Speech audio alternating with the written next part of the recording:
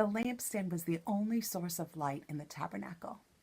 Because it represented the glory of God, the priests were responsible for making sure that the oil lamps continually burned.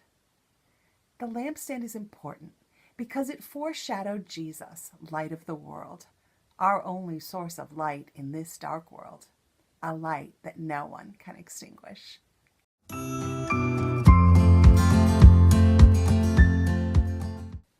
In Exodus 25, we learn that the lampstand was made from one solid piece of gold weighing 125 pounds.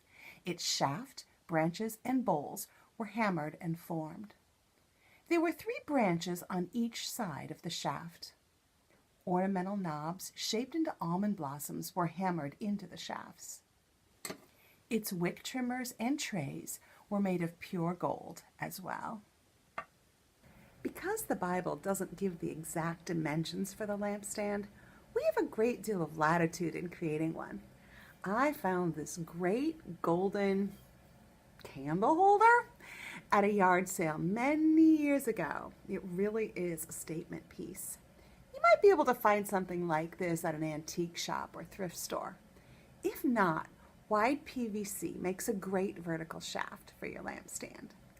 In fact, we used PVC for the branches by drilling holes into the sides of the candlestick and adding 1-inch PVC pipes and elbows.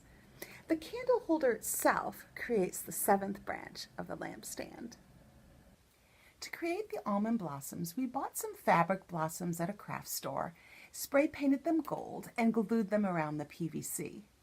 Not only is this a historically accurate detail, it also hides the unsightly PVC connections. Because this is top-heavy, adding a wooden or a metal base at the bottom keeps it more secure. Children aren't always watching where they are going, so to avoid an unfortunate accident, make sure to secure the base. Sand the PVC well so that your paint will stick, and like all the other pieces of furniture in the holy place, make sure your paint is super shiny gold. Now let's talk about the oil lamps. You have several options. You can shape an oil lamp out of clay and bake it until hard. Maybe even get your students involved in this pottery making endeavor. However, these clay oil lamps are pretty authentic looking and are available for purchase online. I will post the link for you in the comments section. Instead of balancing the oil lamps on top of the PVC pipes, we glue dowels to the bottom of the lamp. These dowels should be just slightly smaller than the diameter of the PVC pipes. As you can see, they slip into the PVC easily and are quite secure. Some oil lamps have a candle inside, but these would not be historically accurate as candles hadn't been invented yet. Regardless, having flames around children comes with its own unique set of challenges. So I have found that battery-operated tea lights is a great alternative. I sanded each tea light and then taped off the plastic flame before spray painting. When you place these tea lights on top of the oil lamp, they blend together into one piece and give off just enough light to feel cozy in a dark room. Your students might remember seeing a lampstand in windows around Hanukkah, and those are actually called menorahs. You might want to point out to your students one small difference, and that is the number of lights.